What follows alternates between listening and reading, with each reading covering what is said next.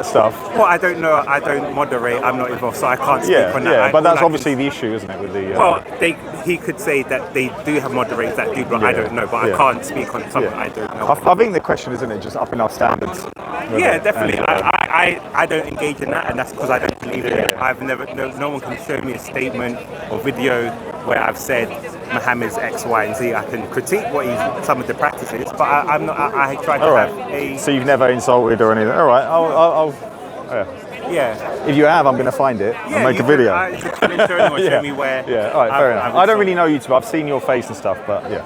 Yeah. So so I guess you were saying in terms of the main objections to Christianity were. Yeah. So I said to you, original sin. Yeah. So the idea that someone would have to die to forgive me. Okay. Islam gives me a direct to God, and I even believe the Bible is against original sin as well. Okay. Talking about Ezekiel 18:20, is it? Ezekiel 18:20 talks about not bear the sins of your fathers. Yeah. Right. Okay. So I would say that the Bible itself contradicts that notion of original sin. Okay. The fact that babies are born evil, that to me that's not just. They're born with other people's sin prior to it. Well, I guess it wouldn't be that babies are born evil per se. Well, they're born with sin, aren't they? Yeah, which means that we are born with a what's the word? A sort of inclination towards doing evil or wrong over what is righteous. No, but a newborn baby, according to Christianity, yeah. isn't innocent, are they? They've got sin on them already. Well, that's not a just concept. I think there's a distinction. So, for example, Christians believe that if you're below the age of, or not specific age, but below the age of like consent or acknowledgement, you're actually innocent. So we refer to the story of David, where his son died, and he said, "I will see you again in heaven." Now the child hadn't had any chance to live a life, but then it was redeemed. If the child is in heaven, that means no sin is going to be held. So the newborn baby doesn't need to accept anything. Obviously, Jesus to and also Jesus said, "If you become like the children, you will enter the kingdom of heaven." Yeah. So it shows you that what the Christian belief of original sin is that is your belief consensus of others? 'Cause I've spoken to others who disagree with you on that. Well, it depends. They've categorically told me that babies have sin. They need to repent. They need to then. Yeah, but that's why I say it would have to be speak to those people to see what they say specifically, because they would have to address those verses that I bring. Fine. So in terms of, for example, the age of consent, there's no definite age, but our position is like when children become self-aware to a certain point, then there is more a need for them they become self-conscious of sin and stuff, and we have a natural desire to drift away from God, because if we look at just as an observational perspective, look at humanity, like for example, Muslims will say we're born with a natural fitra towards the belief in one God. Yes. And I say I disagree with this. Do you disagree with that? I believe we are born with a connection to God, to want to know the Most High, but I don't believe we have a fitra to believe in one God per se, because if we look at the history of mankind from an objective perspective, they have been polytheistic. So if I said to you, for example, maybe man's natural inclination is to be with a woman. Okay, so you would say that people have a natural disposition to worship, though. You don't disagree. Yes. So you would agree with that? Yes, yeah. Okay. But not a belief in one God. Okay. Otherwise we would have more monotheistic religions in the world, because that would be a natural disposition, whereas the Islamic position is that Shaitan comes in and corrupts. So are you polytheist? No. Okay. Well, Christian is a monotheist. And I would say in the Quran. But you just said babies are born to believe in multiple gods. No, I said our natural belief. We're not born with a natural inclination. I don't think we are born with a natural inclination to worship. Yes, but you're saying that could be loads of gods. Yes, it could be anything. Okay. Well, so we only find the truth through revelation. Yeah, we wouldn't really know that, would we? I guess because you're raised and then you are. Well, that's why I say from an objective perspective, and I'll use a contrast of if I said to you, you might believe that men are born with a natural inclination to procreate or have a family, and we can see throughout the world this is a natural disposition that happens just through observation. So if I'm an alien and I observe, what do I see? I would say yes, it seems like humankind is born to procreate, because that's what seems to be the expression of the future, where I'm arguing against the Islamic narrative to say that observational evidence doesn't support the claim. It may be true, hypothetically, but observationally we cannot say that the evidence correlates with the claim. That's why I say we are born with a desire to worship. We see that through all nations, they worship some form of God, but it's never necessarily monotheistic, and that's what the whole main claim of Judaism, Christianity, Yeah, and I guess Islam between us, we wouldn't really know. Would we? There's no evidence either way, but we can both agree on the fact that. Have you seen the? There's a study by, I think, is it Justin Barrett? He took 30,000 children, Okay. studied their behaviours, and it concluded, and he's not even. It's not a Muslim, but I think he might even be atheist. Yeah, I've come across that. He concluded that babies are, they are raised to worship. There's a higher being. Exactly, but that's And what then they're I'm talking about saying. higher being. They're not. I mean, in that study, from what I've researched, Yeah. it's not saying loads of different beings. Yeah, It's but- talking about. Yeah. If you're talking about worshipping something, in me, Yeah. to me, even logically, it doesn't make sense to have loads of gods anyway. But to me, that study talks about a higher it pointing being. towards a higher being, Yeah. not loads of Greek gods, not loads, not three in one, not that. But then I believe the study didn't necessarily go into the depths Sure, of I'll what, concede that. what is the I'll definition concede of that. that I'll higher concede being. that, yeah. And that's why we see different expressions of people attributing different things to that higher being.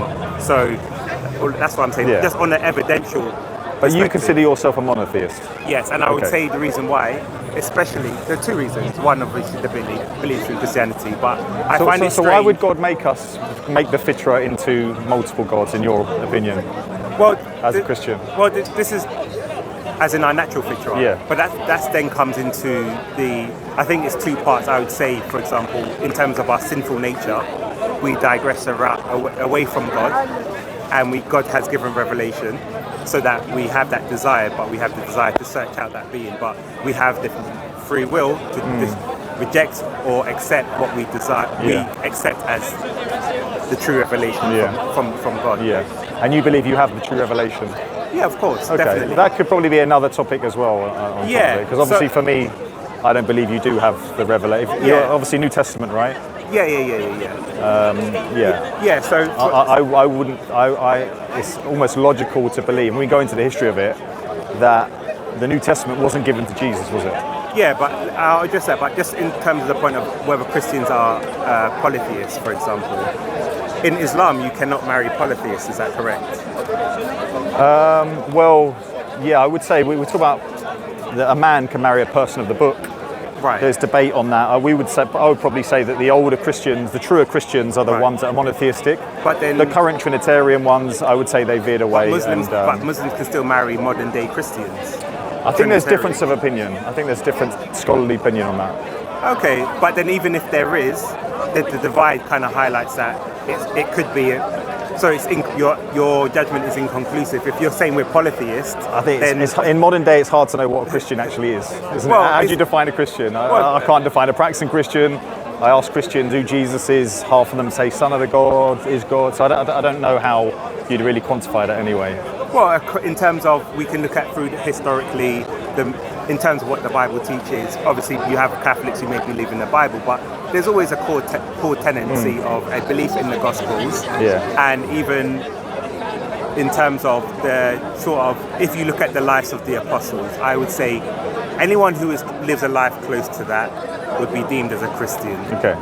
That is the clearest way we can say yes. There may be some disagreements in terms of how things are practiced. Do you accept that we're talking about Christians back in the day started out as non-Trinitarian, Unitarian Christianity Well, it's never been turned into it's never this been this Unitarian. idea of Trinity was introduced later on. So where did you get the understanding that they were Unitarians?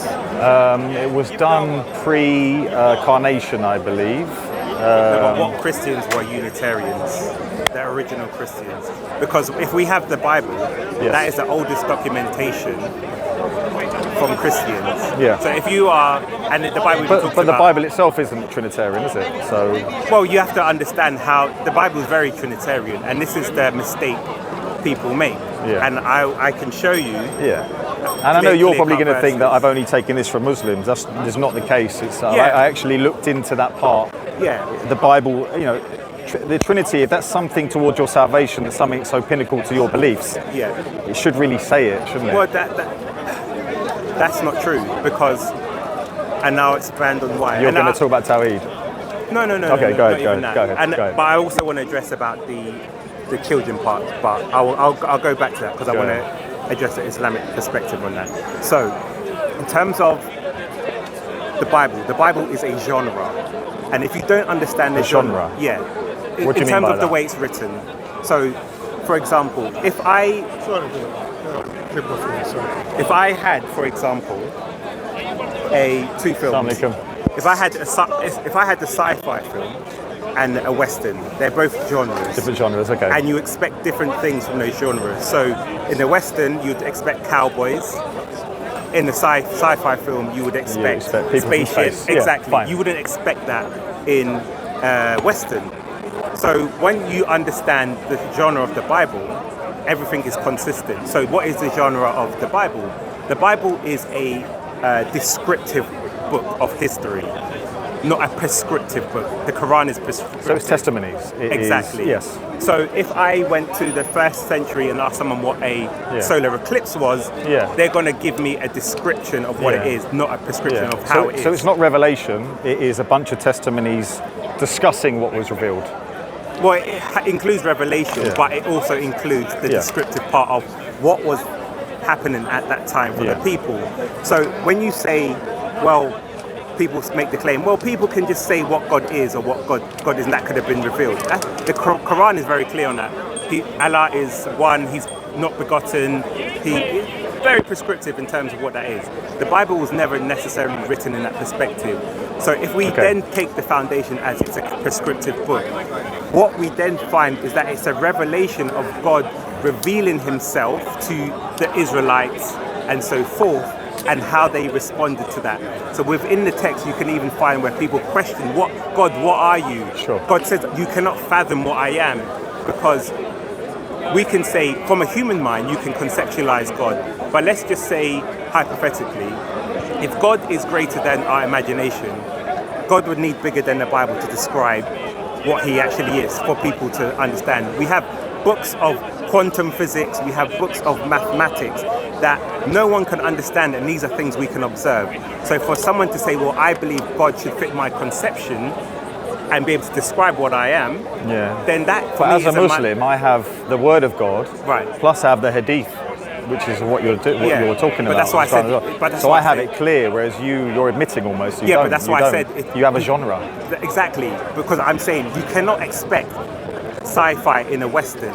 So the Bible is written as an account of documentation of people writing down what they've experienced and witnessed of God.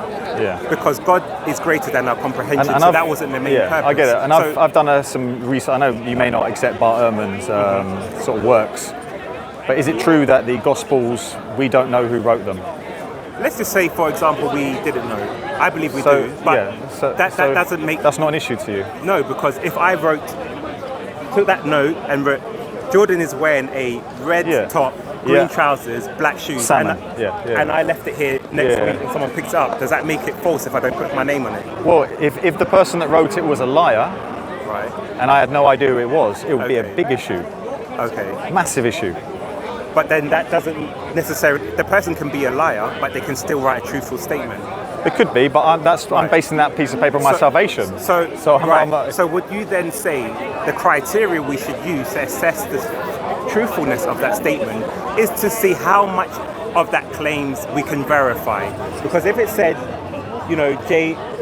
Jordan was wearing purple and orange, and I went to next week went to someone and said, oh, did you see Jordan here wearing orange and purple? And they said no. So if there were differences, you'd reject it? If there were differences, it would be a case of how do we... But that's the Gospels, isn't it? Because even within the Gospel stories, there are differences when they recount, for example, the removing of the stone. How many Marys were there? Do you agree? The Gospel. Yeah, but then there's... So those bits of papers we're finding on the floor all say different things, and I'm supposed to collect them together and use that as my salvation. We're moving away from the... Okay, go ahead. I can address that, but the initial point was, if you don't know, it's a false equivocation in terms of if you don't know who wrote something, it doesn't mean that it's false. So my claim was then we should then look, for example. Okay, fine. So for example, and I'll throw this back at you. Muslims claim that the Quran. Actually, I'll give you. And for that salvation to be true, that bit of paper needs to be what God said. Right. So, would you agree? Not someone's comment on what happened in an event. But that's what we call idolatry, because the reason why it's idolatry. What I said was idolatry. What? Yeah, I'll tell you why. Okay, go on. Because if you're saying this is how it should be, then you're rejecting something based on how you perceive it to be. Yeah. So if God's it should be. If it's true, then we accept it for it is. That's my standard. But you're saying it should be like this. That is that. So for example, if you say God should be one, and we're saying, well, no, God can be a triune person, and you say, and we look at the revelation, and that's what God claims about himself, then it's true. But if you say, no, I believe it should be like this, then that's idolatry, because I'll give you another example. No, I will accept what it says if I believe that's what God has revealed. But you can't just say, I believe God should be one because it makes sense, and then say anything else I will reject. Because then that is just yours, then following your own devices to say, well, it should be like this because you have, for example, Shia, who reject what you would say is authentic hadith about your prophet. Sure. But they'll say this is not befitting of a prophet. But as a Muslim, you would defend it because they may be sahih. So that's why I'm saying the argument of just saying, well, this is befitting or not, is not relevant, because I've seen Sunni Muslims defend certain hadiths as well, and they'll say, no, because it's true, we accept it. And that's what I'm saying is the same criteria we should have of whether the revelation of God is true or what God says about himself. So I've forgotten enough. I think originally I talked about Trinity in the thing, and then you're telling me it's a genre and it's not necessarily clear on. So in terms of the reliability of the text, so for example, you would believe that the Quran cannot contain any mistakes if it's from God. Yes. So the Quran claims Jesus was a Muslim. Okay. Can you establish to us that Jesus was a Muslim? Because if you can't, that would be my claim that the Quran is in error on that point. But the terminology of what Muslim means. I'm saying he can define it, and then he has to prove it to me. Because necessarily. Of course, if you to prove something, if you understand the definition of something. Yeah, I'm saying the evidence has to be. So if you define what it is, then I'm saying that claim is wrong. So if you were to substantiate your claim beyond a claim, you would have to demonstrate with evidence that it's true. I believe Jesus. I believe Jesus was a Muslim. I believe all the prophets preach one God, right? Right. And that's because the Quran says so. Exactly. So that is. So you're asking me to. You're asking me to what? Prove the Quran right on that one. But that's my point. So then, if you believe it's true, because your claim was, if you have a piece of paper, if you don't, the Gospels is wrong. Well, how can we trust the Gospels? Because we don't know. Presumably, you believe in previous prophets also in the same way I do, and you believe they preach one God, right? Well, they believed in Yahweh, who was the true God. How do you prove that? How do you prove it? Well, I would use the text. So you're the same as me, except that your text is unreliable, whereas mine is not. That's why there's two criteria. One, the Bible has 66 authors. So what the mistake people make is saying because it's in the Bible, it's all the same. No, if these are texts written at different times by different authors, they are all an independent a witness. Okay. That's because, remember, the Bible means collection of books. Yeah. So I can look at different books by different people, historically written over. So it's 66 human beings that have their testimony and accounts. Yes. Who verifies those people? How do we know they're telling the truth? How do we know they're telling? Oh, thank you. Yeah. So again, that's why I would say, for example, we look at an internal critique and we look at an external critique. What is the evidence that we can gather to support? So that's why, for example, you said the Quran says Jesus is a Muslim. If I ask you what is the evidence for that, all you can do is appeal to the Quran. Which is what you're doing too. So, for example, in terms of Jesus, the life of Jesus, we have the four Gospels. They're four different independent witnesses. Yeah. So I'm not appealing to one person. You're appealing to one authority. And then we have the external historical evidence. So, for example, if I say, what was the original Injil? You will say it was lost or there was original Christians. Yes. We cannot find any evidence of these. You don't believe that? No. Do you believe that a revelation was given to Jesus?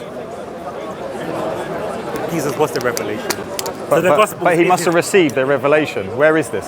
No, that's an Islamic belief. Okay, so it was spoken to him, he taught it to other people, they've relayed it to you in a book of testimonies. Say that again. So you believe that, well, essentially it's testimony, so you haven't got a revelation per se from Jesus. No. But Jesus is a revelation, so therefore people... How did Jesus receive it? If Jesus is God... So he is God, so okay. Yeah, he is the revelation. Yeah. So the Gospels is that Jesus Christ has come in the flesh, and that he is the Messiah, okay, fine. and the person here for our salvation. He's here to die for our sins. Okay. So you don't even need an Injil, do you? Because he is the... Yeah, so that's why we believe in the Gospels, because that is it's the account of his sayings, and it's a witness.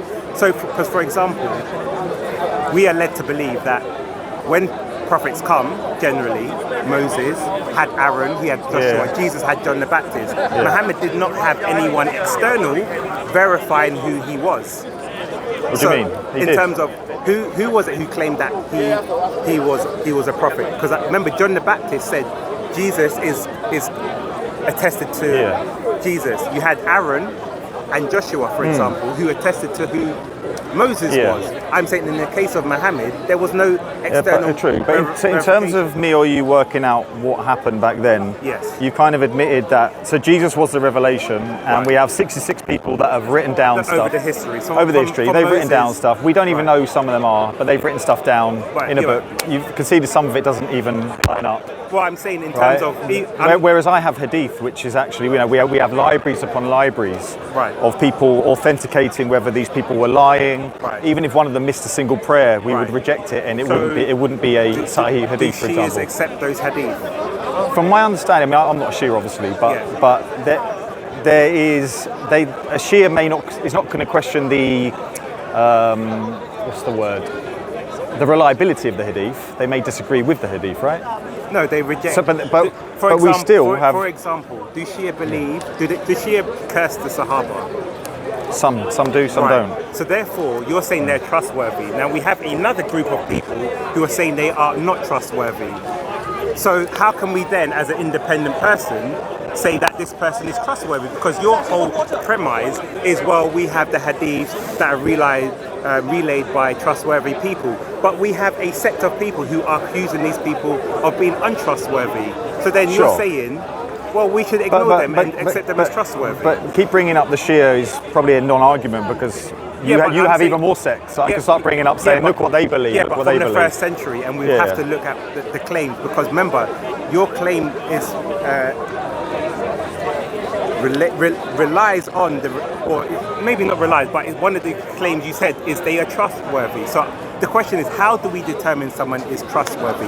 Because my claim is actually, yes, someone should be trustworthy. What people at the time said about them? Yeah, but also what they're saying it should be able to be evidenced externally. So that's why I say, as an independent person, if she is, for example, accused these people of being untrustworthy, then what reason do I have to accept that they were trustworthy? Because now we have a dispute. Yeah, I don't know any. I haven't probably spoken to enough Shias to know of where they've actually said that hadith is unreliable, whereas you believe it is reliable. I don't have any. They'd have to look at why. Yeah. And it could be a case of they don't accept somebody's belief, way back in the chain. Yeah, but I'm just saying let's say the Sahaba that they don't believe in or they curse. They're essentially accusing them of dishonesty, of being liars. Sure. So then, if we now have a dispute about whether someone's trustworthy, and if a hadith goes through that person, in a theological sense, yes, you will say they're trustworthy. But now we have a dispute as to whether they're reliable. So then the only other way to see if they're reliable is to see, can we establish what they're saying with evidence. So if we're in court, if a judge is sitting there, you're making a claim, I'm making a claim, they will look at how much of the evidence do I say are verifiable. If you're telling the truth, we would naturally assume that the claims that you're making should be able to be evidenced. They shouldn't disappear, and that's why I use that as an analogy. But as you accept Christian and the Injil, because how can what I see is, for argument's sake, I'll say the Quran is internally consistent. There are errors and stuff, but just for the sake of argument. But that doesn't make something truthful, because if we then start investigating the claims and we don't find any evidence to back it, because if the Bible is corrupted or made up, we find evidence to support it. I'll give you an example. So you're accepting that the Quran, you're accepting the preservation of the Quran almost, right? On the reliability of it? No. Okay, you're not. I'm not saying. But can we at least say? Can we at least say I'm on firmer ground than you? In what sense? Well, going back to that bit of paper on the floor, Right. you've already admitted, I know we're rehashing it, but you've already admitted you don't know who wrote it.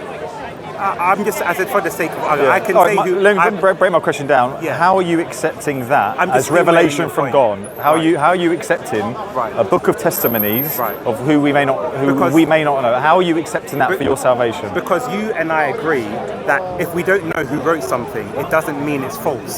So then how do we find out that it's true? It's We have very to- important to me who wrote it. Yeah, Very important. But that's irrelevant. Okay. It may not be important to you, but I haven't conceived that. Who wrote down the Quran? So Muhammad recited the Quran, Who wrote came it down down? from the angel Jibril. But who wrote it? Actually, The Sahaba, there were Right. scribes, right? Part of the Sahaba. how put do it we down. know that was even the angel Jibril? Because like I said to you, the knowledge was that Jesus came with John the Baptist, Muhammad with Aaron. If it's not angel Jibril, how do you explain? Because- You just admitted the Quran's very consistent throughout. How do you I said explain it's it? internally consistent, Yeah. meaning, and I'm still manning the point because I Yeah. don't want to divert and say there's Sure. contradictions in here and Sure. there, which I believe, Yeah. but I'm just still manning the point so we don't digress. Yeah. So I'm saying if a book, But contradictions don't matter to you, do they? I'm saying, for example, Charles Dickens might be internally consistent in terms of the narrative. It doesn't mean it's from God. So I'm saying, even if I concede that the Quran is internally consistent, it is not. Doesn't mean it's reliable in itself. And that's Yeah. why I said for you, example, the Quran claims Jesus is God.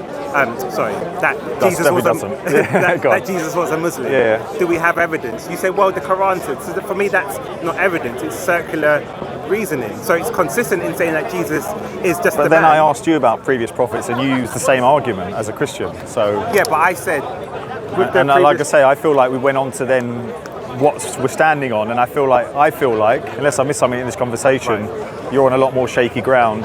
I think what you're claiming is that I've put my own standard on it, right?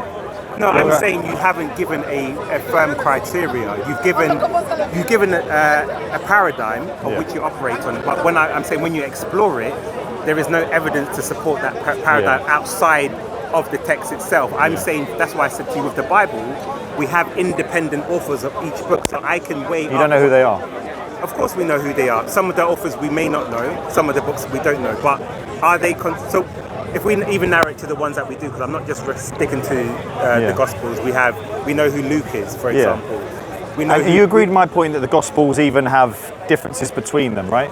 You agreed with that point as well. In terms of some of them can be reconciled. Some of them haven't been. See, this is my issue, and Right. I'm trying to keep it on point. Is that I don't know how you can take this book for your salvation. Yeah, I so honestly, again, and that's so- what I'm trying to So my trying point, to get out of you. My point is this. For example, the Bible, the Gospels claim that Jesus was crucified under Pontius Pilate. Sure. We know Josephus mirrored that claim as well. Historians didn't believe that Pontius Pilate existed until 1947, where we found a plaque with his name on it, which meant he was a historical person. Now, this is a very minor person that we found that existed. And this is why I go back to the claim of, if the Quran claims that Jesus was a Muslim, and there was original Christians and there was original Injil, do we have any historical evidence to support this claim? The answer is no. Your answer then is... Why did you bring up the crucifixion, just out of interest? And why did you bring up Josephus? Why didn't I bring Why it up? did you bring that up? No, I'm just saying that for an external critique, that we have external confirmation from someone who's not. And can we agree that Josephus and the account in the Quran, his narrative would agree with the Quran? No, in what sense? Well, the Quran talks about that the people would have thought it was that way. Okay. So obviously you'd expect historians at the time Yes. to report that Right. way. So there's no issue there. Okay, so then the problem is who witnessed the crucifixion? Because remember, crucifixion was a public thing. So let's just say, Who do you think? so let's just say because Simon Cyrene picked up the cross and whatnot, his mother saw him and the apostles ran away. But what we're saying is, okay, let's just say all that whole process was someone else. That creates two bigger problems, which I'll go into. But the first problem would be, didn't the apostles know about this? Didn't his mother know that it wasn't him?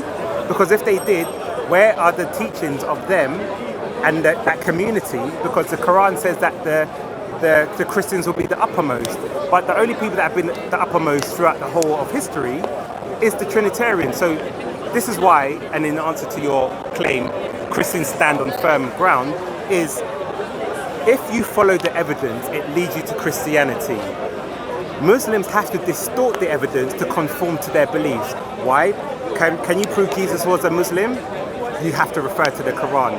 Can you prove that there were original Christians? You have to go back to the Quran. Can you prove that there was an Injil historically that was used for until the time of Muhammad? Because even the Quran affirms that it says the Jews and the Christians should judge by what's with them. It even confirms that Jesus confirmed the Torah that was before him, and we have the Dead Sea Scrolls which came before him. So if you're arguing that there is a different Injil or a different Torah out there, where is it? So you're saying I shouldn't believe in a book that all the evidence, and that's why I still mind your point, so we don't know who the authors are, but I should not believe in a book because we don't know the authors. Do you believe the Torah was written down? Yes, by Moses. So yeah, of course. So, but I'm just saying. But there was no Injil. There was no for you. Yeah, I'm saying there was no Injil. We have the Gospels and we have the Torah. And if you are saying that you believe something, I'm saying where is the evidence to support it? All you're doing is using circular argumentation, which is a theological argument. I'm actually trying to use evidence outside and different sources of information to say. Okay, so what's your evidence that David is a prophet? What's my evidence that David is a prophet? So in the Psalms that David... You've used a book. Yeah, but You've done the same thing. Yeah, but let me say the difference. The Psalms talk about Christ. So if I believe that Jesus was crucified, it's a prophecy, because I would have to ask how, and we have the Dead Sea Scrolls, and we have the Psalms. So if I see the story and it says, this then evidences something that's happened pertaining to Christ, then why should I not believe he was a prophet? And also, we have the testimony. So obviously the books were given to the Israelites. Okay. And where was the dispute? Because the problem with the Quran is there's a dispute in terms of its authenticity. So if David was a prophet, show me who throughout the age of history just made a dispute about it. Everyone seemed to accept it. So it's compounded by the fact that there are disputes, because you're saying there was an original Injil. The Christians are saying, no, this is the original Injil. So then we have to then go to the evidence. Yeah. So the less evidence we have, we can only rely on what is there. Yeah. The more evidence, we have to take a holistic approach. I mean, I would say I could even use your book to prove Jesus was a Muslim. I could even use your book. If I start in the Gospel Mark the way he's described, go on. If we talk about how he prays, if we talk about all these things. Okay, let's. So, but this is where this will lead us to the Trinity, right? This is leading us to. Well, here's the problem. I've never ever had the Trinity explained to me. Right. This is before I was Muslim. Yeah. Any live streams, any Speaker's Corner talk, no one has ever described the Trinity. Right. And I can give you about 50 different ways it's been described to me. No problem. What's yours? But if people describe it in 50 ways, that's irrelevant. Why? I can go. It's the main doctrine of your belief. Okay, I can go to this part and I can ask, does Allah have a shin? Is it physical or literal? Does Allah rise above the throne? But you're talking about Akida, you're talking about something different. We don't disagree on Tawheed. Yeah, but even the Shia, the Sunnis, everyone is unanimous on Tawheed. The Trinities, you guys are completely all over the place. You have to be consistent in that stand, because you're saying, well, we all believe God is one. That's irrelevant, because if you're describing Allah... Yeah, but whether somebody believes Allah has a shin literally or whether it's metaphorically does not take away from the fact that Tawheed is one God. Here's the problem. You have a real issue with your Trinity. But here's why it's irrelevant. Because if Allah is so simple, but then there's differences in Al-Qaeda about his attributes, whether it's physical or literal, then Christians can disagree or have not a proper understanding of what God is. And this is why, but you accept Muslims don't have that? Yes, in terms of saying, all they say is Allah is one, anything else we don't know. No, but having one God and having a Trinity is a massive, that comes way before we start talking about... But this is why I told you about the genre of the Bible. Okay. If the Bible is describing, is not concerned about being prescriptive, we can make we try to formulate how God is, but God has described how he is, but it's not prescriptive. That's why you can have differences in opinion. But people, all Christians, apart from heretics, will say they believe in the Father, the Son, the Father, Son, and the Holy Spirit. That is what God is. Then you'll say, You ask the how. So that's why I'm saying to you, when you come to your Aqidah, say that again, that you point. ask the how. But say that again. What did you say? All Christians agree on what? The Father, Son, and And the Holy Spirit. Yes. But the co-equal partners bit. That's not, is it? Well, Christians will, unless they're not informed in terms of the how. So they'll affirm. So as a Christian, you will affirm the Father, Son, and the Holy Spirit. And do you believe someone is Christian if they don't accept Jesus as God? If they just say He's the Son? Yeah, they're still Christian. they're heretic. Yeah. They're heretic. No, they're not Christian. Because So it's a massive thing. No, it's a massive thing. the You're Bible admitting in it. itself, Whether someone believes Allah has a shin or not Right, let me does tell not you take them why. out of the. The Bible in itself says, "He who does not believe that Jesus is He who has come in the flesh is of the Antichrist." So if you're not affirming, and that's from the Bible itself, and I can show you the scripture, it says that if you do not affirm that Jesus is who He is, that He's come from the Father into the flesh, as per John 1:1, in the beginning was the Word was good with God, and the Word was God. And it says He has come in the flesh. If you don't affirm Was this an that, added verse? no, you're thinking of John 17:3 Okay, go on. in terms of the Father, Son, and the So Holy this was an Spirit. original verse.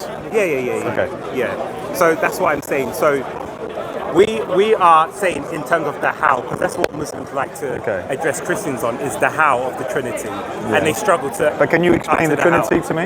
Yeah, I can. But let's just not divert. But I just want to sort of roll back a few parts, because I even said, for example, in terms of like with the children and even the evidence part. But I do want to bring up the children. But I want to. Yeah. So in terms of, again, so we sort of diverted from the point of, can you prove that Jesus is a Muslim? And you said, well, you have to believe the Quran is true. So my then question is, we know there are many false religions in this world. Ahmadiyya say that they believe in the Mahdi, Shias believe in something else. They will all say, when you debate them, or Muslims debate them, they will ask, what is the criteria, what is the evidence that they use to support their claim? So I'm saying to you, if the Quran is true and it's from God, we then have to establish, how do we know it's true? My argument would be, well, with the Bible we have 66 authors and they were written at different times, so we can compare it to what the others were saying as independent witnesses. I'm not just relying on one book. I'm then throwing that back to you, because I'm saying, you asked me how do I know David was a prophet. I said, if he wrote something and I believe that's what happened to Christ, like crucifixion and stuff like that, then I would say this guy must be a prophet. You're getting that from the Bible? I'm using it from a prior revelation, which was an independent book, not written at the same. If they were all written at the same time, then you would have a point. But we know they weren't written at the same time. They're written by different people. We can look at the style of writings. All scholars will say they're written by different people, because we can even look at how the style of writing, the way they're describing stuff. So I'm appealing to a prior revelation. Now I'm asking you. Do you agree that you're relying on a human being? Prophets were human beings. Yeah, but was Muhammad a human being? Yes. So I don't believe Muhammad is the author of the Quran, do I? So how do we know? You can dispute that, but you accept in my paradigm, I'm going by what Allah said. On your paradigm, so what you said, you're going on human beings, and we've already earlier talked about human being. But if the human being testimonies. But if those human beings were prophets and they were inspired, then how am I relying on human beings? Okay. So I can see that point. So I'm asking you to now, in terms of. But how do you know what David said? A human being wrote down what he said and told you, and you've read that. So it's still human beings. But who wrote down the Quran? Human beings. No, but the Quran was.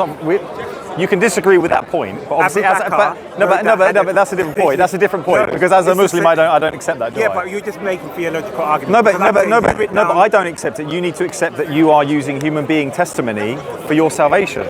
So I don't concede I'm doing that. You can question that. You're using. But in my belief, the Quran is the verbatim word of God, said down by Angel Jibril. The Torah was written by Moses. Yes. That's not human testimony. The Psalms were written by David. That's not human testimony. Yes. So we have books by the prophets. That's not human testimony. So yes, we have, for example, the Gospels where we will say, like Luke was an apostle or a prophet or something like that. But there's nothing wrong with that testimony. So that's what I'm saying to you. Okay. Now, in terms of assurance, how can we establish? Because and I want to ask. Are you how- avoiding the Trinity question? No, I'm going to answer it, but Okay, I want to okay, press okay. you about Islam, so people who are listening Yeah. can see the standards that we're operating at, rather than I'm just going to the usual Muslim sort of talking points. And I'm happy to address it, but let's have a dialogue. But I don't. I think Because you said, for example, we're discussing main when we're talking about Tawheed, Trinity, or Right. we're talking about main. We're talking about because we've diverted a little bit, and I'll say why. You said you didn't believe in the Christian position of the original sin. sin, Yes. and that children are born evil. Yes. Now, are you aware in the Hadith it says that Allah But I doesn't? also talked about the fact that I don't believe someone needs to that's fine. pay off a sin for my sins. Right. And I also mentioned that in the Bible it even says that. Right. But you didn't address those problems. Okay, you didn't address those. because we jumped to many points, but I can address that. So the first point is, would you agree that there's a hadith that says that Allah has made people for hellfire? And I can show it to you. Yeah. So- So I believe everything's already written, right? Right, but then there's a hadith that it says, I think even a child was a people, where it's narrated by Aisha, and I can find it, where I believe it says even a child went to hell because it was written down. Mm-hmm. So you're saying you have a disagreement about children being, let's say, let's just say. Yeah, for but sim- you're sort of bringing an issue of the free will and No, but the thing is, if a child, because if you have an I issue believe with a everything's child- written, but I still believe things are So I'm chosen. saying right? you have no problem with a child dying young and going to hell because Allah prescribed it, but then you have an issue with Are you talking about Khidr, or what are you talking about with that? the who? Khidr in the Quran. No. Yeah, actually, Qadr is one of those Yeah. examples, but there's a hadith that addresses Yeah. something different. But even, that's Yeah. a good point, Yeah. where it says, well, he was destined for hellfire, so therefore, No, but what that shows is that's showing to us Muslims that Allah knows everything. So Allah knows what was going to happen to this child as he grew up, right? Okay. So it's just basically just describe. It's a beautiful verse actually because it's describing about. So that means that we, child we, is- we don't know all the so wisdom. that- We don't know all the wisdom. So either that child was born evil to do the No. things of the people of evil. So then why is it if a child died, then it but there's a didn't go difference to between heaven? him being born with you and Allah knowing what was going to happen, right? Well, it Would you says agree with it's- that? Well, the hadith says it's prescribed, and there's obviously different opinion. Well, there's a lot of hadiths that imply that everything. So are is you predestined. arguing for original sin? Are you arguing that Yeah, we I'm, need I'm trying to understand why. why I reject it? But on then when yours? we look at the Islamic perspective, I don't think it offers any better solution. But you seem to Islamic's accept- pretty clear about children being born and then not being accountable until they are a certain age. There's no talk of a child being born with sin. The Quran is very specific about us not bearing the sins of our forefathers. You can go to a hadith about a certain. But I've given you your Bible verse, and also in the Quran it talks about it. Yeah, so in terms of the Christian position, as I was saying, is that we are born with a natural disposition to sin, and that it's only through the I salvation. agree with that. Yeah, A Muslim would agree with that. Yeah, so that's what the original sin is, that we're born with that natural disposition, and it's only So, reconciling. so if I can, because this is something I've learned then. So Yeah. for you, in Christianity, they're not bearing sins of Adam and Eve. That's not true. If you're saying that right, they don't bear the children aren't paying for the child, the but sin of Adam. No. But they're not going to on Judgment Day to. Are they be bearing the sin accountable. of Adam or not? No, so that's not. what I'm saying. On Judgment Day, you're not going to be accountable for Adam's sin. We're paying the consequence of their sins, meaning they were the first fallen people, so they broke the disconnect with God, and as a result, we are all born of the same nature of that disconnect with God. So we're born into a sinful nature. So we're paying the consequences. And actually, there's even hadith that says similar things. I won't go down that part because there's a hadith that says if it wasn't for Eve, that Muslim women wouldn't. I can't remember exactly what it is. I can find it, but there's a consequence from Eve's actions. Okay. So, and the other thing you asked about was the other things, animal sacrifice. So now you said you don't believe that someone should die for their sins. No, where it was more to do with the fact that so Jesus came down and died for I'm forgiven because Jesus had to die. Yeah, I know where exactly. you're going to go with it. No, all I'm going to say is we have a temple in Israel right now which was dedicated to something. That something was dedicated to animal sacrifices. Now, if you, from an Islamic perspective, want to explain to me why there was a temple and what was it used for, if you say you don't know, then that actually reinforces my position, because I will tell you why God instituted the temple, because it was. But it's different, isn't it? It's different in terms of. Let's just I agree. I know where you're going. That the temple was used for animal sacrifices. Yes. So now, from an Islamic perspective, can you tell me why did Allah institute that temple for animal sacrifices? Yeah. No, I don't want to talk out of turn with this, but there's a difference between forgiving sins and things like that, as to your whole salvation relying upon it, right? But that salvation is dependent of the understanding of the animal sacrifices. So that's why I'm saying, well, if you disagree, give me the Islamic perspective of a real thing that we know was there and was practiced, and what is the explanation? Because if you cannot explain, then it seems... No, but I know for sure. Right. I don't have to sacrifice an animal for my Islam. Yeah, but... So you're giving an example of something. You need to believe that Jesus sacrificed for you. But so here's the problem. It's not the same. Who ordered the temple to be built?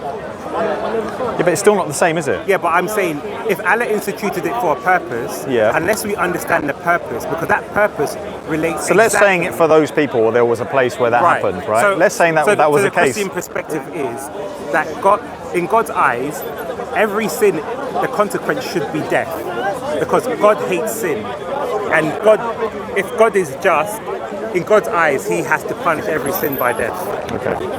Now, and God had to die for that. As a mercy, they used animal sacrifices temporarily. Now, that's why I said, if you disagree, you'd have to give me the Islamic explanation of it. If you don't, then this is the only legitimate explanation that says that. I just feel like I understand the comparison you're trying to make. Because you're talking about a man saying, you believe a man was God, came down and died for the whole of humanity, right? Like, an eternal sacrifice. This is your... but that's what I'm saying. So I'm basing it off evidence, and this is why I said, you're basing it off, well, I think this makes sense, I don't understand this makes sense. That's not a... Not really. Do I need to sacrifice anything? No. No. Does anything need to be... For me to have a sin forgiven by Allah, do I need to go through any intermediary? Do I need to sacrifice anything? No.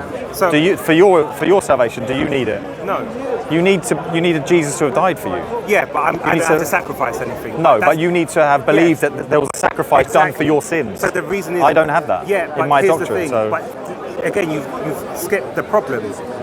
So I'm saying... I understand what you're saying. I do understand what you're saying. All you're doing is sidestepping the issue and saying, well, I don't have that problem originally.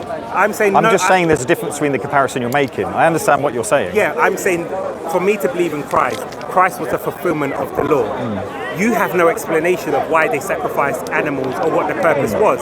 So how can you dispute something if you don't know what the purpose of it was? It's not important to me. But that's the whole point. Yeah. So I'm relying... So you said to me, if I have a book that is written by people and I don't know who they are, why should I trust what they're saying? Yeah. Every question I ask you, you don't have an explanation for. I'm saying, when I look at an external temple, I know that's a real thing. If that external temple is attributed to David, to Solomon, and whoever, I can research through my scriptures what the purpose for that temple was, and that validates my belief. But again, you're saying you're criticising me for something you're doing. I'm saying all you can do is appeal to the Quran. Can I not use historians? Can I not use hadith? The historian, the hadith... For my beliefs, which we talked about earlier. But this is what I'm saying. The books that I'm appealing to were written in a historical context, predating my beliefs. I am referring to something that was written independently by different people over centuries. Sure. You are appealing to a book by one person and hadith that were written afterwards. Yeah. I'm asking you to prove something beforehand, because my main claim, and this is what you seem to be bypassing, is that I still mind your point. So let's say we don't know, for example, the Gospel is written. Which you accept some of that, true.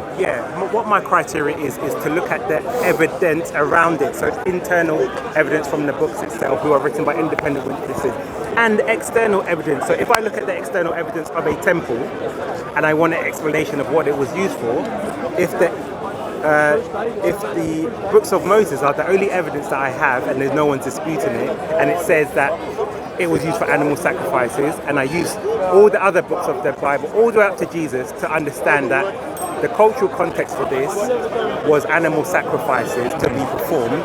Why would I reject it? Because that is historical evidence. You're saying, well, I don't know. Reject it, though, did yeah, I? but you're saying I don't know what the purpose of the animal sacrifices were.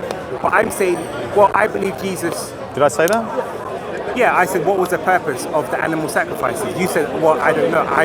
No, you No, said. I talked you said about you the don't have forgiving of sins for sacrifice. Exactly. So I'm saying the animals Was I wrong?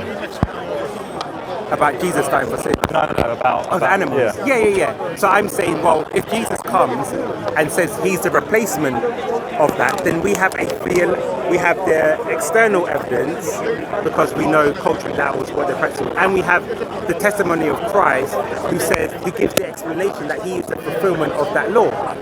Now, if you disagree with any of that, You don't have the testimony of Christ, though, do you? You have the testimonies of someone else for Christ.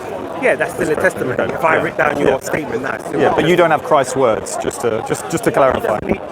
He doesn't need to write it down himself. In the same way, Muhammad never wrote that words down himself. The hadith are the sayings or written by someone else. You accept it as You're reliable. comparing a prophet to a god there, but yeah. But what's the I difference? get the comparisons you're doing. Yeah, but I what I'm highlighting is the inconsistencies in you're saying, well, one's a god, I one's understand what one's you're a saying. I god. don't think you've highlighted. Yeah, but you're saying one's a god, one's a prophet. Let me ask you, what that's true, relevance isn't it? does that make in terms of who wrote it down? But I don't. I believe the Quran is from Allah, right? Yeah, So but I you don't said know. Christ's words Yeah. weren't his testament because they're written down by someone else. Yes. So what difference does it make? Because I'm saying the hadith, for example, were written down by someone else. You accept that. So what difference does it make if it's God or... Yeah, and then we're going to get back into the kind of like. I'm going to talk about the reliability of Heath. It's going to be a circular conversation. Well, that's why I say when we Yeah. go to the reliability, I asked you Yeah. to prove to me historically that Jesus was a Muslim. And you said, well, Jesus prayed like a Muslim. Well, as a Muslim, can you call God your father? Can I call God my father? Yeah. So when we look at those same verses, because what people like to do, they like to split those verses into two, say, well, Jesus prayed like a Muslim, but they forgot where he said called God Father. Okay. So if But he prostrated, right? You accept that? but the whole thing of Jesus being a Muslim is not just saying, well, he prostrated, but he also, in that prostration, called God his Father. So if you're then saying, according to your book, yeah. That's what well, you said. you're going by our book yeah. to say he prostrated, Yeah. you're not going by anything No, else. obviously, I don't use your book as revelation, but I'm just saying, Right. from my understanding of your book, what I've read, Yeah. I could also deduce that Jesus was a Muslim. Yeah, but that's why I said that same verse, Yeah. you have to then look at the whole verse, not chop it in half. Yeah. Because in that verse it So says... you're saying because he said father, Yes. that's not like a Muslim. Okay. Exactly. All right. So any verse, it's very easy to dissect Yeah. something. And as a Sunni, I heard debates with Shias, and I they'll do understand the your same point on thing. that. I understand your So point on that's that. what I'm saying. So are you going to explain the Trinity? Yeah, we can get to the Trinity. Go on. But so I feel like this is not one. That's not a topic you want to get into. No, And you don't I- have to. You don't have to. no, I have. I'm only Let asking me because say- it's never been explained to me well. Yeah, but when I Every other point I've Trinity- given to you, you've gone straight to it and gone, you know what? Yeah, the I've said to you Trinity, you'd be like, you know what? yeah, because- let me have a think. because I'm doing a lot of explaining, but I want to also push back on what you believe as well, because I want to because you said those two main reasons were the reasons why you didn't believe in Christianity. So I'm trying to just go through methodologically why your conclusion. Well, Trinity was were my number 2. inconsistent. Yeah. I said Now- original sin and Trinity. Yeah, I know. And we haven't gone anywhere near Trinity. Yeah, because we discussed a lot of other things. So what was the main objection to the Trinity? Obviously, I'm a monotheist. Okay. So to split Jesus into 3 co-equal beings Right. makes no sense to me. So you're basically. And I'm just saying, all I'm saying to you is I'm saying it's never been explained to me in a way that's coherent. Does it need to be coherent? Do you understand quantum? Does it not for you? It doesn't need to. It's coherent Okay, fine. to me, but I'm saying. Then that's your answer then. No, That's no, I'll fine. That's expand fine. on it. I'll For me, it needs to be. I'll explain it. For me, it needs to be. Do you believe quantum physics exists? Is a real thing? Yeah. Now you're going to say, can I explain it? Right. I don't need to believe quantum physics exists for my salvation. That's relevant because It's pretty relevant to this. Yeah, but that's what I'm saying. That's why I accuse. So you're basically belittling the Trinity to just a scientific kind of. No, because I'm trying to break down your point and I'll expand on it. But let's start with, because my argument and what I'm going to build on is that ignorance is not an excuse for incompetence. And that's what a lot of people, I feel, who stick to this narrative display. Yeah. Because when I ask them about different things, I want to see how consistent they are in their use of logic and their understanding. But what I find... But do you agree? I'm not coming up to you saying 1 + 1 + 1 is stupid. I'm not doing that. I just want it coherently explained to me because I've never had that done. Yeah, but that's what I'm saying. So the problem is, if you say God should be coherent, because would you say God is greater than the universe, God is greater than quantum physics, God is greater than mathematics? Yes, so would you. Exactly. So my reasoning would be, if there are things of science that I don't fully understand, why should I understand God's full nature? Because God is greater than these things that we can evidence. So if you're saying, well, it should be understandable, I would say that is the logic I would apply to the story. But do you believe God, and I know these are all things that you've heard before and stuff, but do you believe God is all-powerful, eternal? Yeah. You believe all those things? Yeah. And yet in your Trinitarian belief, you believe that God came down as a man. Yeah, but that needs to be, for me, that is going completely against God's nature. And so that's a big red light. That's a massive, like, that's not just a little, I don't really understand it. Do you believe in quantum physics? That is like... But again, here's the problem with, and again, the inconsistencies of your argument. Do you believe Allah can enter creation?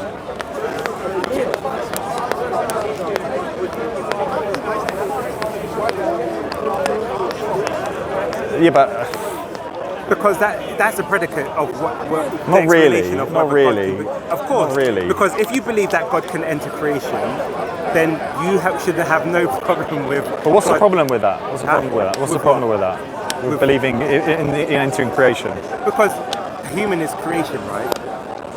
But what's the issue with it? Yeah, you're the one who has an issue with God becoming a human. So are you saying that by God entering creation, he becomes a creation, or what's your issue with it? No, I'm asking you what your opinion is, because some Muslims believe that, but I'm asking you... But take this bottle, right? My fingers in the cup, right? Yeah. In the bottle. Right. So I've entered the bottle. Right.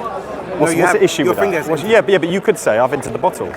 Okay, so, but that's what What's I'm the saying. issue with that? If your position is your finger can't enter the bottle, and evidence shows that, well, actually your finger did go in the bottle, you have a contradictory position. That's why I'm clarifying what your position is first, because if you believe God cannot enter creation, then we would have to look at some of the hadiths and some of the things that's said in the Quran, which seem to be contradictory to that, because many Muslims will say, well, Allah can't enter his creation because he will become creation.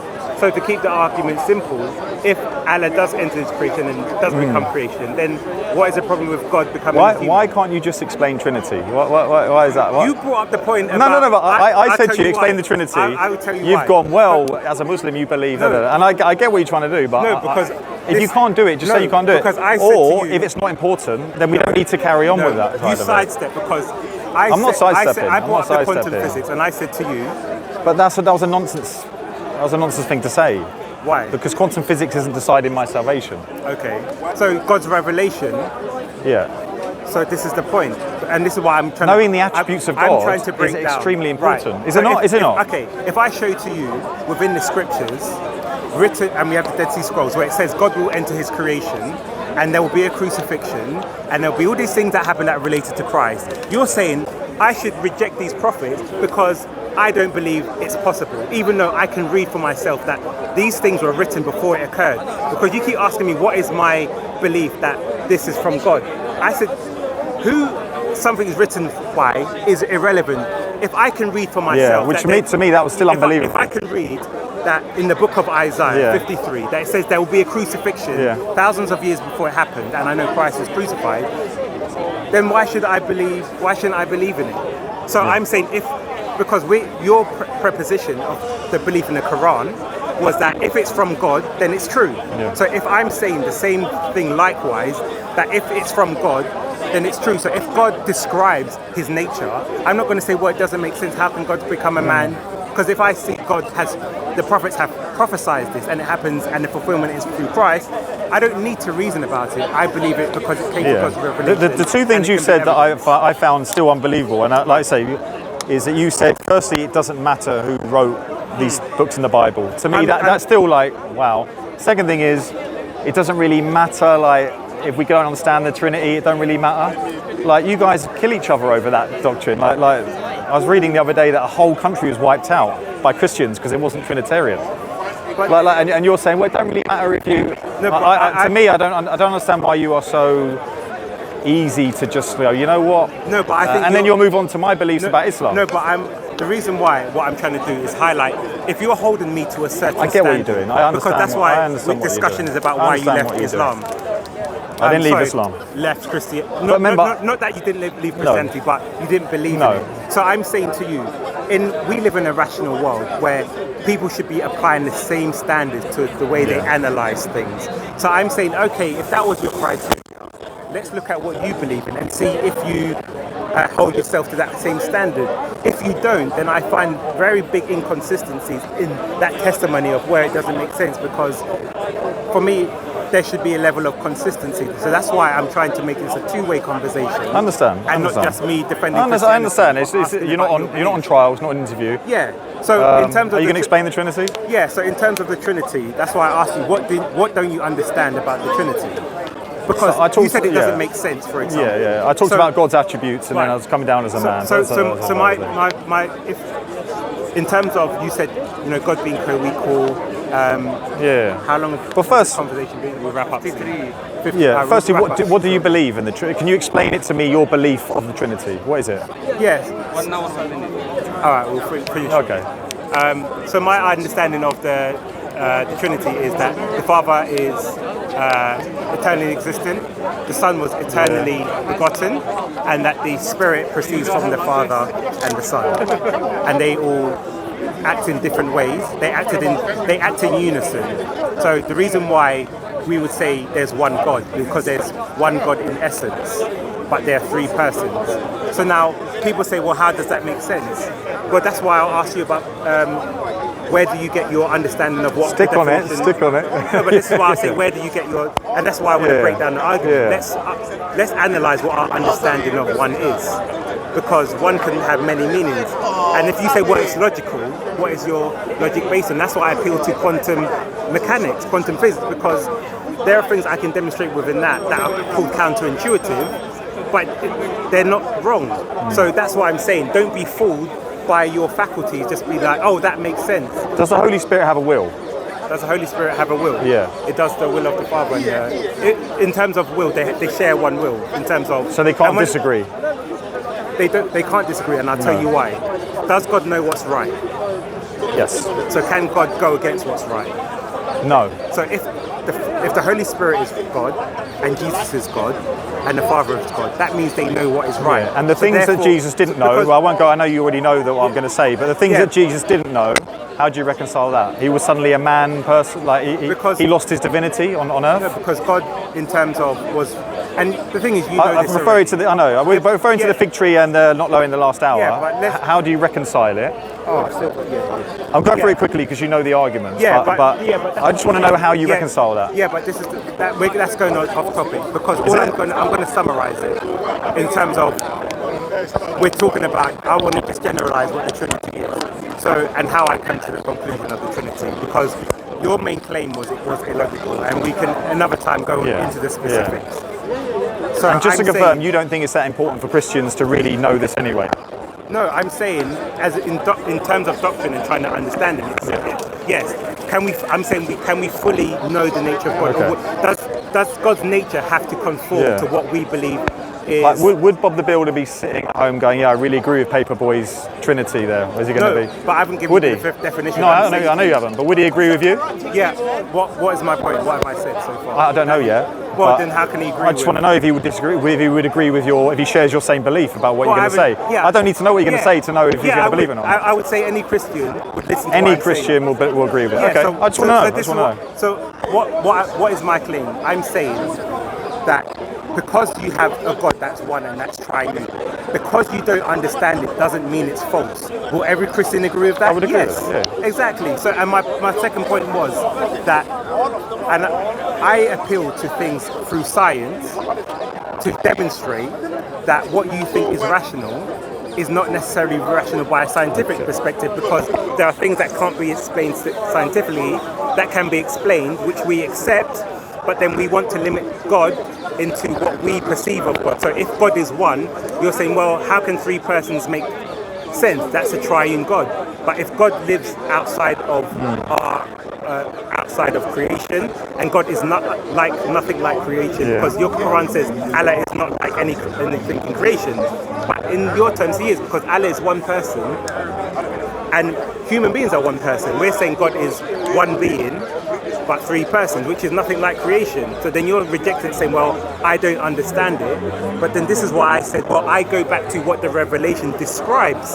And that's how I understand God.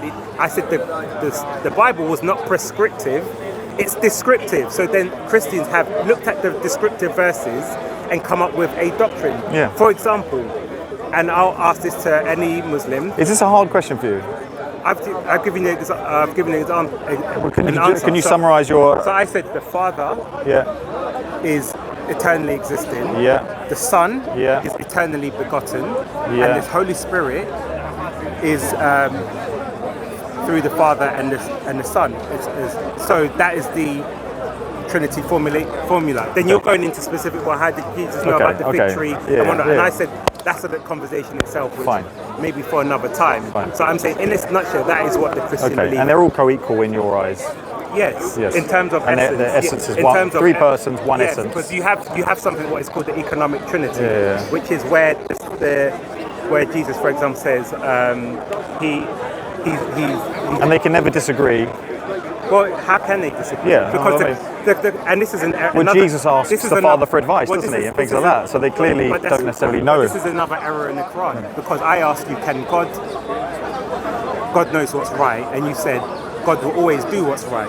So if we're using a proposition that Jesus is God, the Holy Spirit is God, and the Father is God, they would all by default, regardless if you want to call that polytheism or whatever, they would all by default have to agree what is right. So this is where we talk about the economic trinity. Well, that's where we got onto they're all knowing how the other things. But I know we don't have to get onto that, but that's why that question came up. Yeah, but all I'm that saying doesn't in make terms sense. of how but that's what I'm saying. So I can explain something to you and it will never make sense. And that's why I said, well, in terms of if we appeal to science, black holes, or lots of different things, there are a lot of paradoxes in this universe that we can't explain.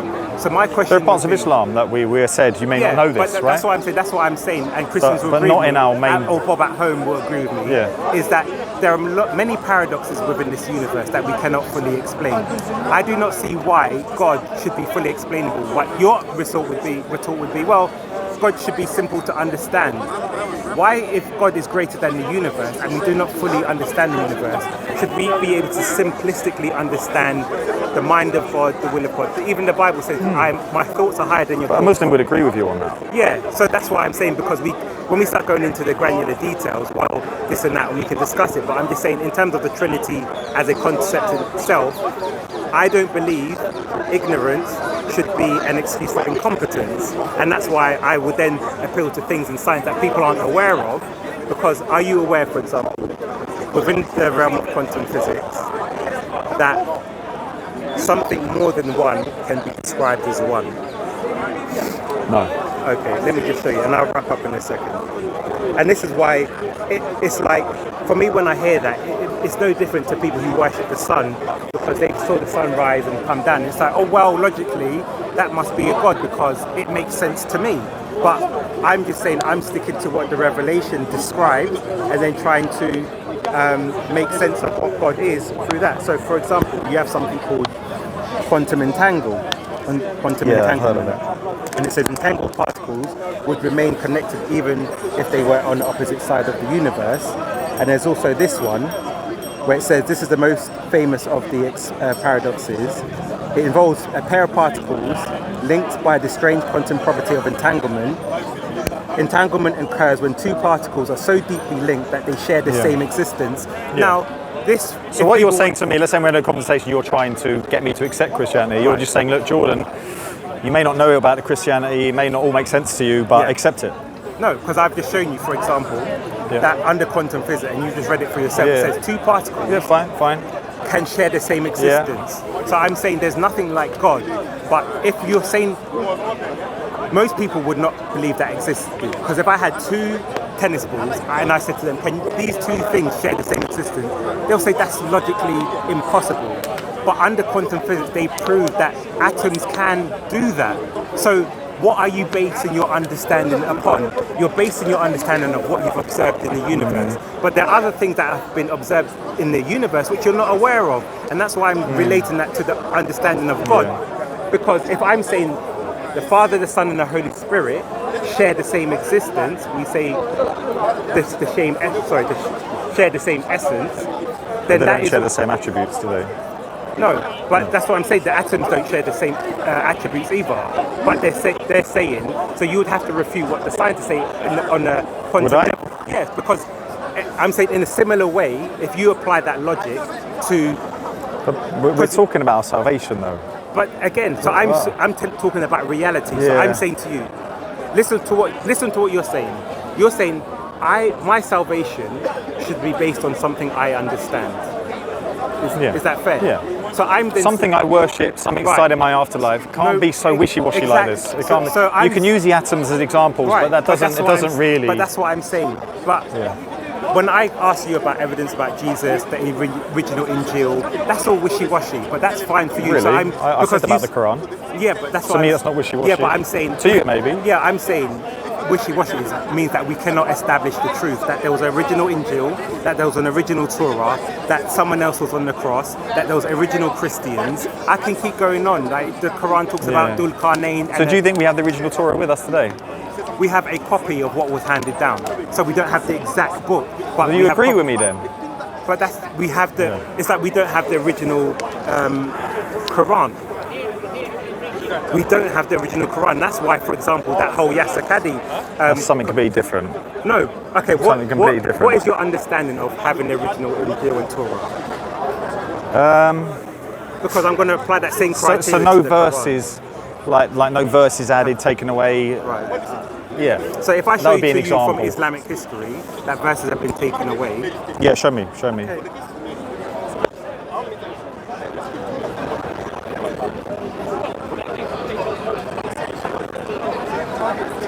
because the reason why I try to go through step by step is because Yeah. I get you. You're trying to see the standard, right? yeah, and I feel like it's very, very inconsistent. Yasakadi wasn't even talking about what you're mentioning. Yeah. He was talking about the different dialects of it, right? Yeah, but Which he's- were all revealed to Prophet Muhammad. The peace be question upon him. was, if I gave you a blank mushaf, can you Yeah. write down No, but- what was revealed by Yeah. Muhammad? He said no. Yeah. That's the question. Yes. So it was even predating. Yes. Predating that. But we're not talking about verses missing and stuff like that, are we? We're talking we are. about the And obviously I'll- revealed about the vowels and the different dialects No, and things like No, that. but that's what I'm saying. I'll prove to you.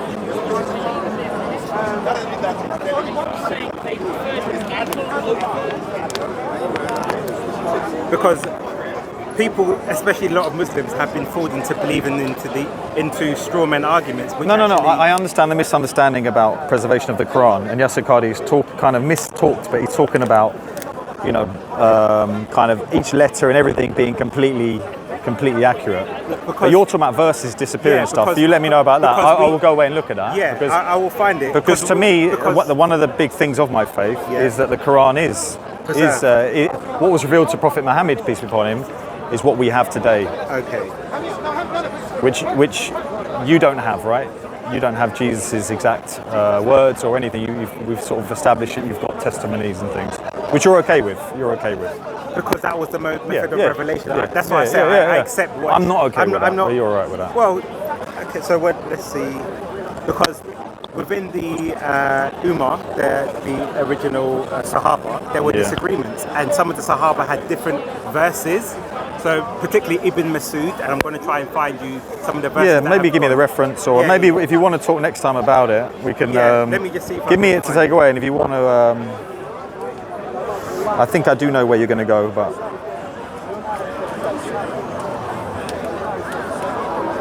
Yes.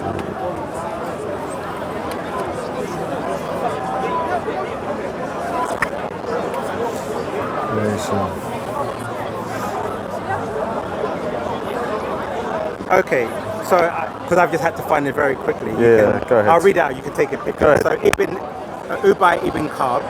Yeah. So in his Quran, it agreed with Ibn Masud in some places, and it disagreed with Zayd. So it says, let me just show Is you. this pre-Uthman? Yes. Pre-Uthman. Yes. So this is written in Islamic sources. Okay. So I can find more, and if you're here next time. So it says, so for the standard reading, and I'm going to try and pronounce it Arabic. Where's the reverse taken away? So he omitted words. Yeah. So in some of the, let me find where. There's nothing there that says verse taken away. Okay, let me just hold on. I'll find it. Okay, so here is this is in Al-Qurtubi, Yeah. tafsir of Surah Al-Azab. It Yeah. says, Aisha narrates, Surah Azab contained 200 verses during the lifetime of the Prophet, but when the Quran was collected, we only found the amount that can be found in the present Quran. So here is tafsir Al-Qurtubi, one statement that verses have gone missing. Yeah. And I'll try and find. Wait, 200 verses? Yeah. Not surahs? Surah contain. So it's one surah containing that. Yeah. So it's So it's reduced. yeah. Okay. So you said nothing has gone Yeah, missing. go ahead. You said it was. Go ahead. Yeah. And I'll find yes, it a bit in yeah. the Masud one, but finding it on the spot isn't easy. All right. And then we can wrap up on that. Look, I appreciate your time and appreciate the fact that you're able to dialogue No reasonably. problem. Because that's not easy down here. Oh, actually, and maybe next time we can speak. But I've just seen something that reminded me. Yeah. In terms of what caused Yasir Qadhi's crisis in faith when he was quite young, is because he felt there were human elements added into the Quran. Yeah. So, are you aware of this? Yeah. Right. So, that would be additions Yeah. that you asked for. So, there are additions that, because, for example, with the And Yasir dialect, Qadhi's speciality isn't even the preservation of the Quran. Are you so- aware? He's not even yeah, a scholar so of I'll that. validate And- what I'm about to say. Yeah. So, for and example, he grew up in a Western kind of. He so- studied in Western but universities. But here's the problem. When you grow up in the Islamic world, you cannot criticize the Quran, otherwise you will face severe consequences. And there was a scholar, I've forgotten his name, in Al-Azhar University in Egypt. Is Yasir Qadhi still alive? No, he's not dead. I know he's not. You said it. Yeah, so I'm going to say, so he criticized and said there was human additions to the Quran, and he got kicked out of his job. He had to actually leave Egypt for quite a long time. I'll find out what his name is. That's why Western scholarship is more critical of the Quran, and that's why it's leading, and that's why these issues are coming out more in Western scholarship than in Islamic, because you cannot criticize the Quran in that same method. It was taken very seriously. Exactly. So the Quran says, do they not ponder upon the Quran? Are those that have found in it many errors and contradictions? So in the West, that's what we do, and we find many errors. And you agreed that Yasir Qadhi's crisis of faith was down to his belief that there were human additions in the Quran. I don't really care about Yasir Qadhi's crisis of faith, but that's to be what I'm honest. saying. You have to look at the evidence. But I'm saying, for example, and just to close, you said that the dialects were revealed by the Prophet. And we have someone called Haitham Sidki, for example, who's looked at the dialects within the different qira'at and said they are regionally inconsistent. So what I mean by that, for example, if I had, like in England we say trousers, in America they say pants. If I had a book of Harry Potter, I wouldn't expect on page 1 it to say pants and on page 2 it to say trousers. If Harry Potter is in the American dialect and Americans don't understand trousers, then every time trousers is used, it would have to use the dialect of pants. That would be consistent. That would be would you agree that would be a consistent methodology of having something in that dialect? And what we find is when the claim of dialects, we don't find that consistency, because it'll be like this dialect in one sense and another dialect. We're in talking. different. We're now talking about words and meanings of words, No, which no, is no. still a very strong. You know, we're still talking about the Quran being preserved in an amazing way, aren't we? Well, we can say it's Do you respect the preservation of the Quran? I can respect the preservation, but it's not perfect preservation okay. as Muslims claim. It's not the letter for letter, dot for dot. I would Every agree. Quran I is think exactly you've the spoken same. to Mohammed Ijab on this topic, haven't you? No, that was Chris. And it was explained. He said, from what I remember, that your scholars all disagree because no one knows what an Araf is. So he said, according to Tabari, if one half is preserved, then the Quran is preserved. Yeah. But there's so many disagreements in what that actually. Al-Sayuti quotes all the different opinions, so we can't actually say if it is preserved. And we know, like some of the verses that I gave, and next time I'll find it for you. Yeah. Just check out Ibn Masud, and within Islamic literature, we can see some. And just to be clear, you've got no issue with verses disappearing and stuff. You're testing my standard. Because your books. Yeah, if we went into your book, I'm saying in if the you Bible. compared the two, it would be I'm saying in the Bible. mismatch. I'm saying in the Bible. There are a genre. there are variants. Yeah. No Christian has ever claimed the letter for letter, dot for dot perfect preservation of the Bible. Yeah. That's the Muslim claim. And when we investigated that, it was false. So that's why we have different standards. So if you think the Quran has to be perfectly I don't think that was a preserved, Muslim claim. yes, it was. I can show you. Yasser Qadi used to say that. Mansour used to say that. And the only thing is, I have the evidence, but it'll take me time to bring it up. fine. So if we have another conversation, I'll come back. I'll rewatch this and things that we've gone over. Yeah. All right. So nice conversation. Appreciate it. Next time we can go. Quick more question: into it. what's your thing on Palestine, Israel? I think there needs to be it needs to resolve. There needs to be a resolution because I think there is some justification in terms of the response to the Hamas attacks. Every country would, but whether it's gone too far, I think there needs to be a better balance in terms of human life because no one wants to see anybody die. And as a Christian, it's not that we're in favour of. Well, you're aware that it's Christians being blown up too and that's spat what I'm out saying. over there. Yeah, that's what I'm saying. So it's not just a case of No, I'm asking your opinion because I've turned up today and I've seen a lot of support for Israel from Christians, and that's baffling to me. No, but I think Christians.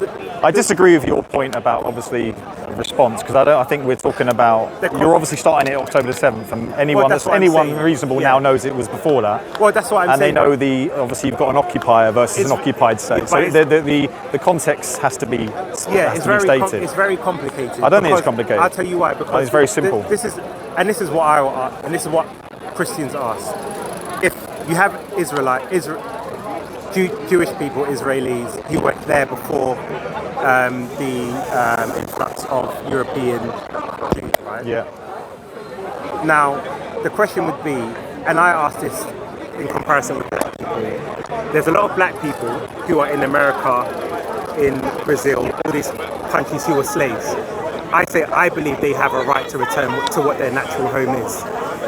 So I'm saying if some people might say, well, they're not real Jews. I don't believe that. But I also believe that if these are natural Jews. They're not the original ones, are they? The Bible talks about the Canaanites no, but that's what I'm saying. being massacred but I'm just saying my yeah. perspective. So I'm saying in terms of the, with black people through slavery, even though it's generations. Are you comparing the Jews to the black people in slavery? Yeah, I'm just saying in terms of I feel a certain level of empathy to say that if there are people without a home, because let's be real about it. If they are descendants, whether people believe it or not, but let's just go with the premise that they are the descendants of the original Jews.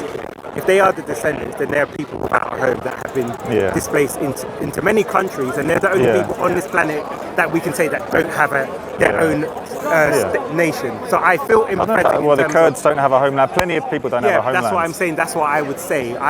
My opinion would be people should be able to return. And even now, there are a lot more in America than there are in Israel. So they're fine over there. Yeah, but all I'm saying is my belief is that people should be able to return to what is their historical homeland. So you give that Aborigines could take back Australia, the Romans could come and take back England. Well, but that's what I'm saying. No, but that's what I'm saying. I'm not disagreeing with that. The problem is the how. So I don't disagree with the right. I believe everyone should be, especially if they've been kicked out of their land historically. The how is where Yeah. it becomes Yeah. a problem, and that's Fine. And that's okay. what I'll say. But just to clarify, you condemn the IDF for what they've done. condemn the. IDF. Well, I think if they're killing innocent people Yeah. like on purpose, then I condemn any Right. injustice. All right. Injustice. Yeah. All right. But I also support their right to retaliate. I know you will say it goes back, and that's where it's a long conversation in itself, and that's where it gets muddied water. So I'm just saying, on a very simplistic. The thing is level, that retaliation, you could say the Palestinians were retaliating, couldn't you? So but that's what I'm saying. it's No, but not that's what I'm very saying. strong. That's why I said it gets complicated. But I'm just saying, as But a it's level- interesting, isn't it, why people would only give the right to the Israelis as a retaliation, but the Palestinians have to kind of just No, but deal that's with it, No, but and, that's, no, but and- that's what my perspective would be. The Palestinians have been there a long time. They do have a right to be there, and they shouldn't be kicked out of the land either. There needs to be a way to yeah. what people are. And they're not being talking kicked about out, is are the way is to reconcile the matter. Yeah. So, but in terms of principle, I would say I believe that people should be able to return to their historical homeland if they've been kicked out. Because I don't think anyone should not have a homeland, and that's why I say even with slaves, I believe if they wanted to return to Africa, they should have a right to. But people can disagree, but that's just my opinion. All right, I appreciate it. Nice Man. All right, conversation. mate. All right, man. All right, Nice one. cool. Oh, I got Just all that, I don't know. Yeah, so just oh yeah. yeah. Cheers, when they mate. come. If I got everything, there's one here. Bloody hell.